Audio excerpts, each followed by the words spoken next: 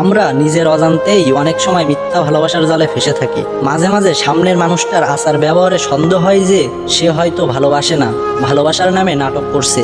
কিন্তু তবুও নিশ্চিত হতে পারি না যে সত্যি সে ভালোবাসে না। আর কিছুদিন পর যখন ছেড়ে চলে যায়, তখন বুঝতে পারি তার ভালোবাসা মিথ্যা ছিল। আসল কথা বলতে, আমাদের জীবনে কিছু মানুষ আসেই শুধুমাত্র নিজের স্বার্থ সিদ্ধির জন্য। নিজের স্বার্থের জন্য ভালোবাসার নামে নাটক করে, আর স্বার্থ পূরণ হলেই ছেড়ে চলে যায়।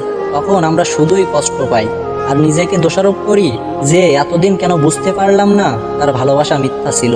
ভালোবাসায় ধোঁকা খেয়ে কষ্ট পেতে না চাইলে আমাদের সবার উচিত কোনটা মিথ্যা ভালোবাসা আর কোনটা সত্য ভালোবাসা তা চিনে রাখ। কে সত্যিই ভালোবাসে আর কে ভালোবাসার আড়ালে নাটক করছে তা বুঝতে শেখা। আমি মিথ্যা ভালোবাসা চেনার 5টি উপায় বলবো, একটু মন দিয়ে শুনো, আশা করি কাজে লাগবে।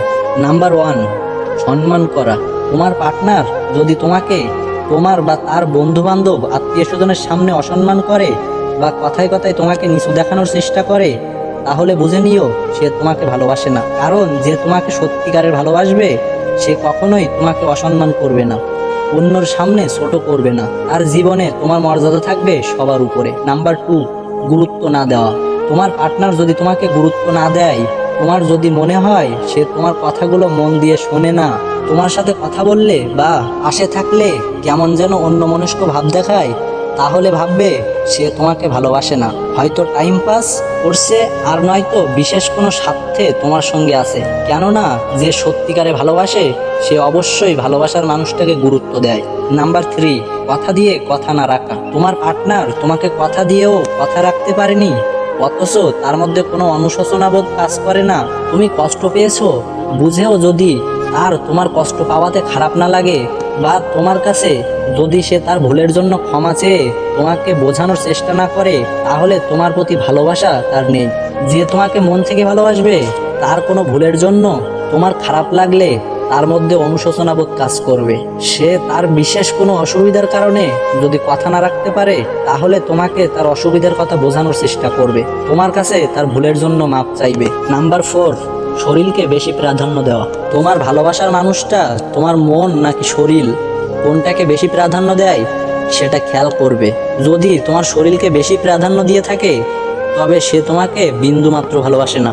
মনে রাখবে, ভালোবাসা মন দিয়ে হয়, শরীর দিয়ে নয়।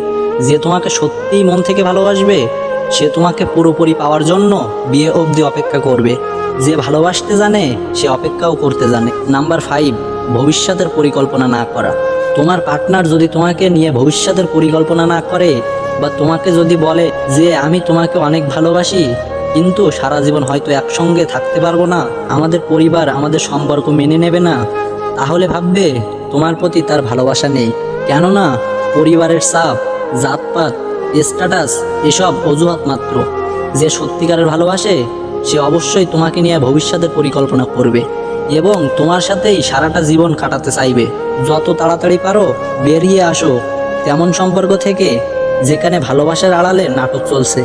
একটা ভুল সম্পর্ক থেকে নিজেই বেরিয়ে আসলে নিজেকে সামলে নেওয়া যায়, কিন্তু কেউ ধোঁকা দিয়ে ছেড়ে গেলে নিজেকে সামলানো অনেক কঠিন হয়ে যায়। ভিডিওটি কেমন লাগলো অবশ্যই কমেন্টে বলে যাবেন। চ্যানেলে নতুন হলে সাবস্ক্রাইব করে পাশে থাকুন।